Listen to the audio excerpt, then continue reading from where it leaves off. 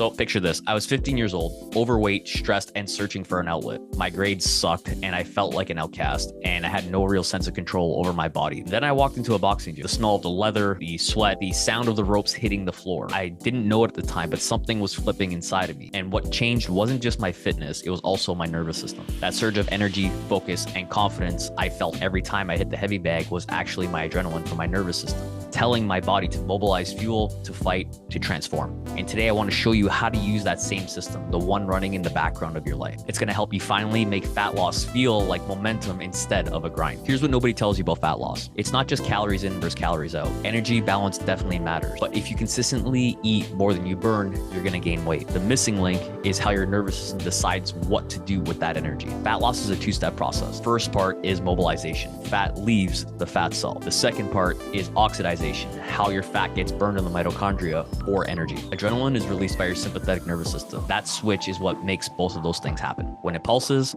fat unlocks. When it's absent, fat stays stored. And that's why two people can eat the exact same amount of calories and move the same, but one gets leaner while the other stalls out because their nervous systems are playing different games. Fast forward to my late 20s. My mom was sick with cancer. My dad had just gone through open heart surgery and my business felt shaky. And even though I was still training, my body wasn't responding the way it usually did. I was wired all day, exhausted all night, and holding on to fat despite doing everything right. That's what happens when your nervous system is in overdrive. Chronic stress means chronic cortisol. Cortisol raises your blood sugar, and high blood sugar keeps insulin high as well. Insulin slams the door shut on fat burning. So you think you're hustling harder, but your body is actually storing fat to survive that cortisol storm. I was living proof. The same nervous system that gave me all these fantastic features I mentioned earlier right now was working against me. And that's because I didn't know how to control it. This is where I started experimenting with different levers. Not more willpower, not starving myself, levers that actually spoke directly to my nervous system. Here's the first lever, NEAT, N-E-A-T. That stands for non-exercise activity thermogenesis, a fancy way of saying anything activity related that isn't actually prescribed exercise. Here's a quick story. I told one of my clients who's a CEO to start pacing during calls instead of just sitting. In 8 weeks, he dropped 7 pounds without changing his diet. So I started doing the same, walking during work calls, standing every 45 minutes, and fidgeting like it was my job. Those micro movements are tiny adrenaline pulses. Those tiny adrenaline pulses help fuel fat loss all day. Lever number 2, shiver. The first time I stepped into a cold plunge, I thought I'm not going to last 20 seconds, but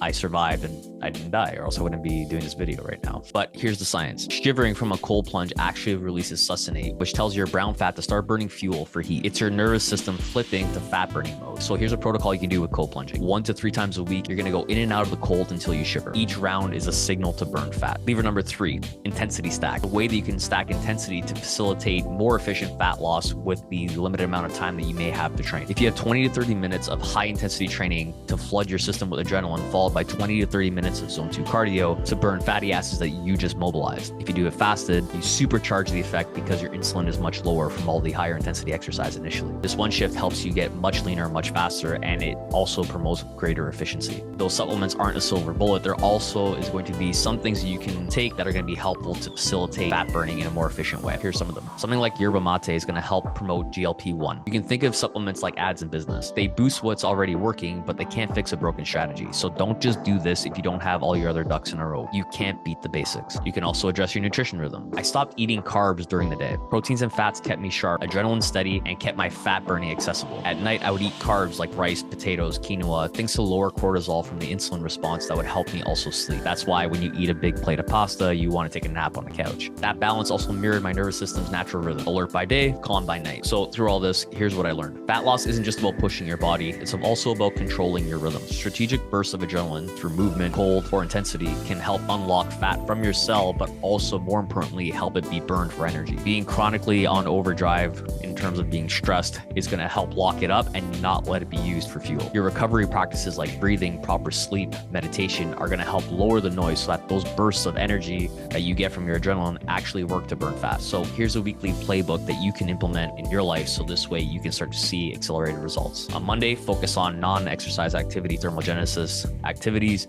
10 10K steps, pacing in your calls. On Tuesday, do the intensity stack, high intensity interval training followed by 20 to 30 minutes zone 2, fasted preferred. On Wednesday, you're going to do cold exposure for 2 to 3 rounds. Thursday, you can do your strength training with a walk. On Friday, you're going to do your caffeine pre-workout plus zone 2 cardio. And on Saturday, you can do a long walk, hike, or play. Sunday, you're going to use for recovery and preparation for the week ahead. So here's what you're going to want to track to make sure this is working. You're going to track your energy in the morning, crashes in the afternoon if they happen, how many grams of protein you're eating, how many steps you're taking, and how your sleep duration and quality is. This is your nervous system scoreboard. If you get this right, you start to feel momentum with your fat loss instead of feeling miserable that you're trying to lose fat. So I learned this the hard way. You don't have to. At 15, boxing taught me how powerful adrenaline was. And at 30, stress taught me how dangerous it is when you can't control it. Now, when I coach entrepreneurs and people who are stuck at their desk all day, I see the same pattern all the time. Your nervous system is either your biggest saboteur or your secret weapon. If you choose wrong, you keep spinning your wheels. If you choose right and your body starts working for you and not against you, then you'll actually see the results you're looking to achieve. So here's my challenge. Pick one lever today, whether that's NEAT,